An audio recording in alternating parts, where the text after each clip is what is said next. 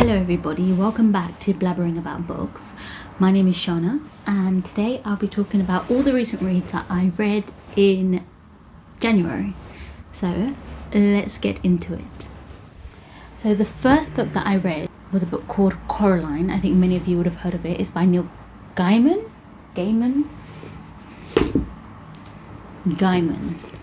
This is a book. And this book follows a young girl called Coraline, and she's a very smart girl actually. I don't actually remember her age, but she can't be any older than like 11 maybe, or 12. And she has a love for exploring. She loves to explore everything. So her parents move into this new home, and there isn't much to do in this new home. So her parents are kind of like want her to get, how can I phrase it, like her parents want her to just leave them alone, not in like in a really horrible sense, but they're busy, they're always busy, and Coraline is a bit of a nuisance to them. She's a little bit of a nuisance in general, but she's a bit of a nuisance to them, and she loves exploring anyway. So her parents are like, just explore. So she explores this new house. She comes across these neighbors. What are they called? I do not know what the neighbors are called. I forgot. But either way, she actually kind of likes her neighbors and she talks to them. And there's also this weird guy that kind of lives up above her. And so she just hangs around with them. But she doesn't really hang around with them in a sense like that she's always hanging around with them. She's just that she's bored and she's exploring. So in her house, there is like a doorway, right? And the doorway leads to another place or like another realm. And this realm is like a parallel universe where her parents actually care for her, I should say. But they have buttons for eyes. And they basically are everything that Coraline wants in parents. You know, she gets to have fun, she gets to play around, she gets to like eat all these really good foods, because in her real world the food is not great. It's not great at all, and it's just like ugh. But when she goes to this parallel world, she gets all like the nice foods and the hot chocolates and things like that, and they really kind of like groom her and like saying, don't you want to stay with us, and kind of selling her this really good life and things, only to realize that there is a twist. So yes, there is a twist. And if those of you who've seen the film, I don't think this is a spoiler, but if you've seen the film Coraline, there's a boy called Wiley, and Wiley, I named my teddy bear Wiley. Why? Because he is one of my favorite characters in Coraline, and also he has one button eye just like Coraline, like in the Coraline films. But the only thing with Wiley is that I was actually kind of disappointed because he's not even mentioned in this book. So I think he's actually a made-up character in the film. Like he has no mention in this book whatsoever. So I think the directors may have made him up. But let me show you him actually. Okay, so this is Wiley, guys. Isn't he so cute? Like, just look at him. He's so cute. And I love his button eyes. And I named him Wiley after the film. And I read the book only to find out that Wiley doesn't even exist, guys. But it's okay. I have this Wiley. So there is a twist in this book, and some things happen and more adventures happen. I really thoroughly enjoyed this book. I gave it a 5 out of 5 stars. I am going to try another Neil Gaiman's books, because if he can write books like this, I feel like he could be the author for me. I know there's another book waiting for me in the library called The Graveyard or something, that's also by him. So I'm hoping it has that nice cozy vibes, you know, and I love reading books like this in the winter as well. But that is that. I gave this a 5 out of 5 stars. Okay, so the next book that I read, Tales of Beedle the Bard. 2 seconds, guys. Tea break.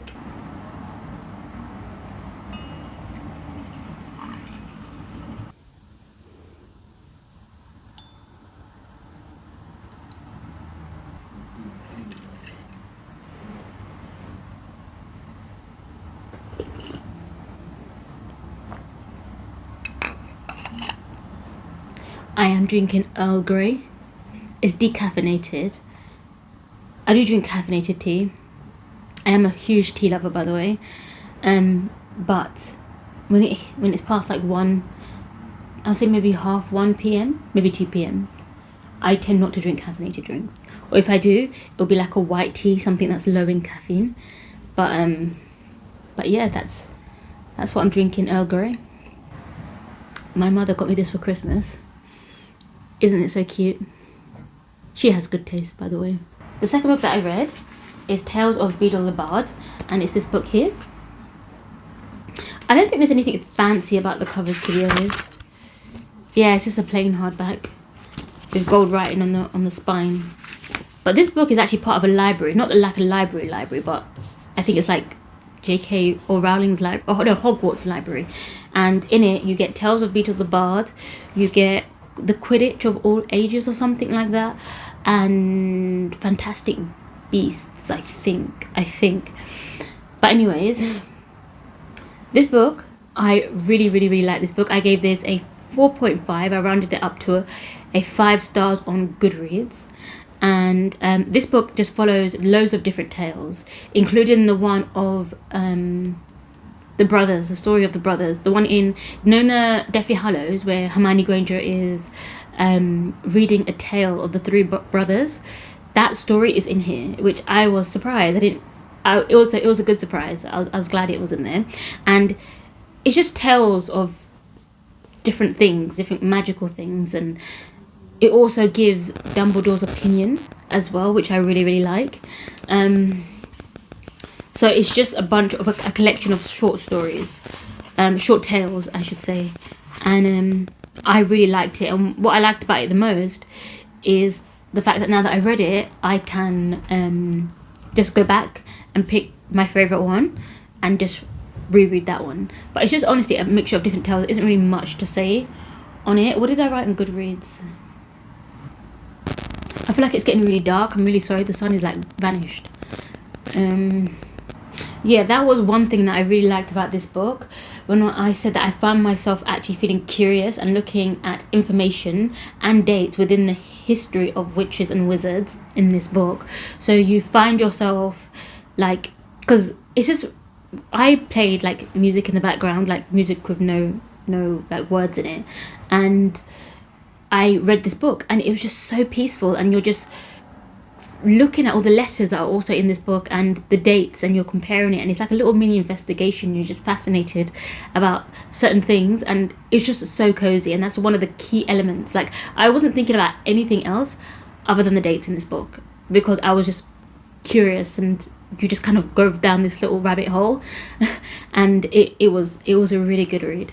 But I really liked it and I enjoyed it. So I gave this a 4.5. I was debating whether to give it a 4.5 or a 5 star, but then I always compare it to like other 5-star books like Coraline, and I feel like, I don't know, I feel like it could be a 5 star. Like 4.5, 5 stars is more or less the same in my books anyway, so it's not really that big of a deal. But 4.5 and it's a 5 on Goodreads, so there you go. Let's see. I'm missing a book. Give me 2 seconds. Okay, so the third book that I read, that I did pick up and got, is it's actually a manga classic. So it's Anne of Green Gables. This one. This is actually a library. I do get most of my books from the libraries, by the way. And I will be doing a video of like a library haul, I guess. Simply because I don't see the point in buying books.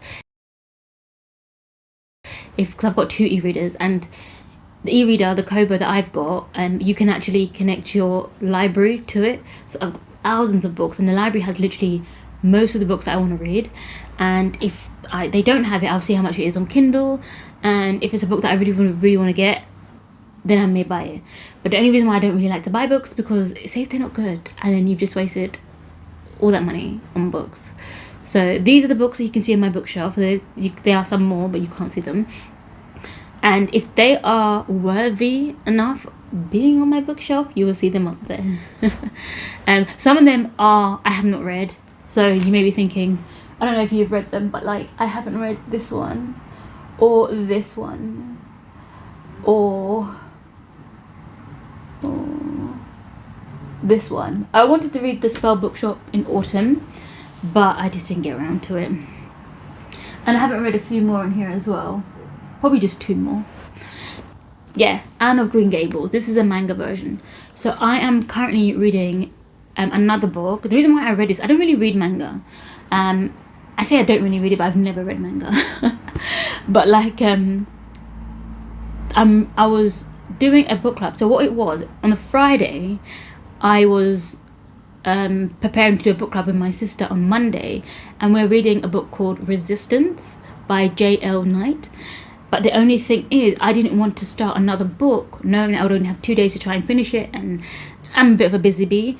So I thought, what can I read that's quick and be on time for Monday to start Resistance. So I chose to read a manga. This is also, like I said, from the library, and it's Anne of Green Gables.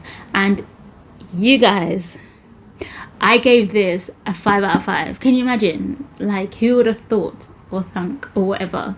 Like, who would have thought it? Because I'm not one of the people that I like into manga. I personally don't understand all the excitement about manga. I don't understand it. I've watched 2 manga films, Ariete and The Witch's Flower. Those are the 2 that I watched, and they were really good. And I think the reason why I enjoyed it is because it's like based on the countryside.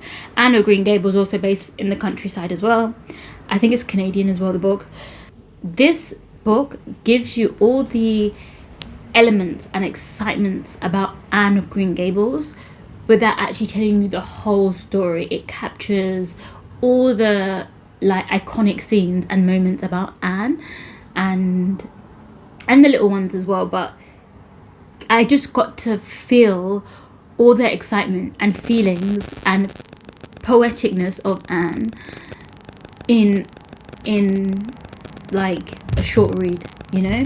And I think you can see how I tabbed it, and what I love about Anne of Green Gables is the poetic side of Anne. I love how she sees things, you know, like even when she just says, isn't it a splendid thing that there are mornings? And I am such a morning person, and her just saying that is just like another person who understands. And there's people out there, people who understand like the first awakening of morning, like good morning world type of thing. And the birds, you hear the birds, and it's just these things that people who are nature lovers, people who would really appreciate these things. And when she's praying, because Marilla's teaching her like how to pray and things, and my comment wrote, wow, how lovely to see it through grateful eyes. And I wrote that because she was thanking God for the things that she saw, the beauty that she saw on her way to their house. And she says, I thank thee for the white way of delight and the lake of shining waters and the bonny and the snow queen. I'm really extremely grateful for them, and that all the blessings I can think of just for now to thank thee for. And she renamed the things that she saw on the way. So when she saw the water, she called it the lake of shining waters, and later on when she's praying about it, she's grateful that she saw that. And I just thought that was wonderful. And how she ends it as well, the book, it was a bit poetic as well, and I just loved it. It said, God is in his heaven, all's right in the world, all right with the world, I should say.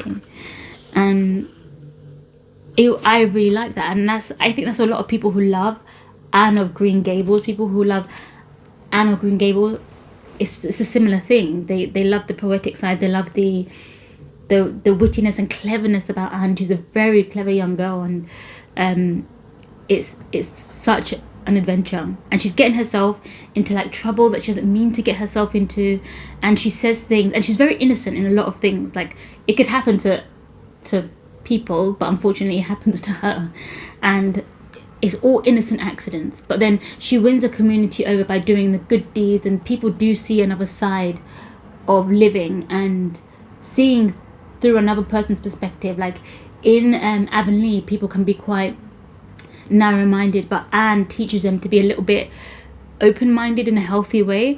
But yes, so that is that. I gave this a 5 out of 5 stars. Okay, and the last book that I read, actually no, it's not the last book, scratch that. One of the books that I read is, you can't see the title, I don't know why I'm holding this up, but it is The Christmas Carol, so by Charles Dickens. And I love this version. You guys, look at the artwork in this book. Like, just look. This is why I love it. Can you see? And then, like, it's just like that throughout the whole book. And then you've got like bigger pages, like double pages. Look, isn't that not wonderful? And even on like the books that you're just reading, like the pages, like even with like the writing has still got artwork on it. And I love this book, and I enjoyed it. It's weird because I read The Christmas Carol years ago, probably in 2022 maybe, and I rated it a 3 out of 5. And it was, which copy is it? Where is it? That is bizarre. It's hiding behind my pillow. So this is the version that I read years ago. It's this version that I have, and I like it because it's cute and it's small. And then it's also got gold on the side, and it's really pretty. It's really, really pretty. But I read this years ago, and the writing's really small, but it's handy. You know, it's one of them books that I'll probably bring with me like over like the Christmas holidays if I was to go, like, not here, like if I was to go somewhere. I would bring this version. But I read this version, and I gave this one a 4.5, something like that, probably a 4.5, because it was just so cozy, and I just loved all the artwork in it and everything. It just elevated it so much, and you just feel the Christmas vibes, and you just feel like all cozy, and you're reading it in the winter. And what I love about the original Christmas Carol story is that it's Christian based. Like, they don't take out the Christian element, because I know in some Christmas carols they do take out or die down the Christian element, and it's just like, why do that? Because it was set in that time period, and that is something that was there. Christianity was something that was there. And because I know in the Netflix version Scrooge, Christianity is hardly ever mentioned, even though it's really good. I did really like that version. They even put like a little Santa toy, and I'm just thinking, yeah, it's nice. They've kept the original like environment and setting, but they've taken away that Christian element, that Christian that is kind of brings everything together. Like, but that's just my opinion. And if you are gonna stay true to the original Charles Dickens story, it's important that you keep that Christian element in there, personally. And the last book that I read that I don't actually have with me is Resistance. I read Resistance, I mentioned earlier, that I was reading with my sister. And this one, I gave it a 4 out of 5 stars. This book is told from different perspectives. So you have Jace and Ryad, and then you've got other characters as well. And then you've got Kyron and Caden. I think they're twins, by the way. And they all have slightly different, like, different, I want to say upbringings, but basically with Jace, he is half relic. I think he's half relic. I think relic is like a type of, I don't know, I want to say like a type of elf. He may not be elf, but he's a type of creature. He's like a half blood basically, and he's half human. And with relics, they're not really nice people. Like, they're not known to be nice. They're quite cold-hearted. But he's a half. He's not full. So he's different.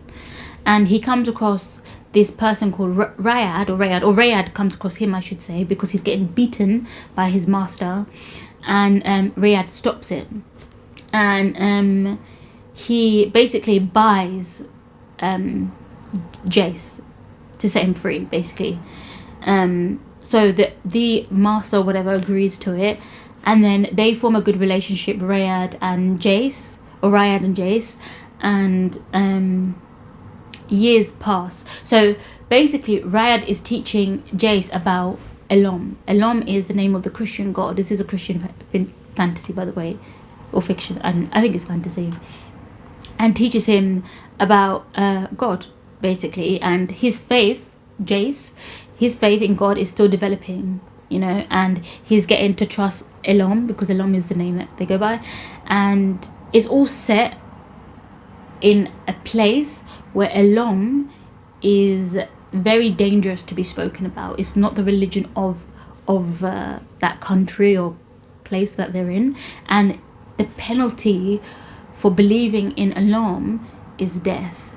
So those who believe in him are putting their lives at risk, but they will risk everything for their faith, and they will stand by their faith. And that is a similar situation with Kieran and Caden, and they live under the Emperor's rule as well, and they are in this place where they basically work for their supper. They pull their weight, and they do things, and there's like this thing where you go kind of like church on a Sunday. It's kind of like that, but it's not church. It's just their God, well, their people's God, not their God. I'm getting confused, sorry. So like one of the guys, not the guys, but one of the main lead, he says, oh, I haven't seen you, on like these days, like how come you're not praying and joining us, or blah blah blah. And Caden and Kieran are making excuses, saying it's harder to pray when there's too many people around. And while that is still somewhat true, they haven't been for over like a year, I think, and it's because they are Christians. They worship Elom, so they don't want to worship another god, so they haven't been going. But yes, and there is another man called Sam who actually helped Kieran. You know what I'm trying to say. The twins, basically, to lead them to God. He's the one that helped them believe, or lead them to believing in Elom. And basically, one day, Kieran, oh, sorry guys, she is summoned to work for the Emperor, because she's proven herself to be good at what she does. And so she has to go into the Emperor the Emperor's palace and work there. And these people, again, they worship another god. And later on, Jace and Kieran, they're basically finding themselves, and there's this group called the Resistance, and they will later join them in order to stand firm in what they believe. I have no idea if I explained that well, but I thought that was a very good read. I know it's part of a series or a trilogy or something. What is actually the main difference between a series and a trilogy? I always get confused with the two, but like this is the first book anyway. I think the second book is the King's Scroll, but usually I don't read trilogies, or I don't read second books that are part of a series. I don't read them back to back. Like I usually wait, so I read the first book, which I've read, and then the second book I'll probably read in like maybe 6 months time, maybe not 6 months time, maybe like 4 months time, and then the third book will be like next year. I don't know, but like I did quite like that book. Anyways, that is the end of this video.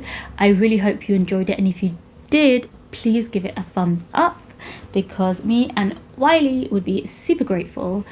And that is it. God bless, and have a wonderful day or night wherever you are. Take care. Bye.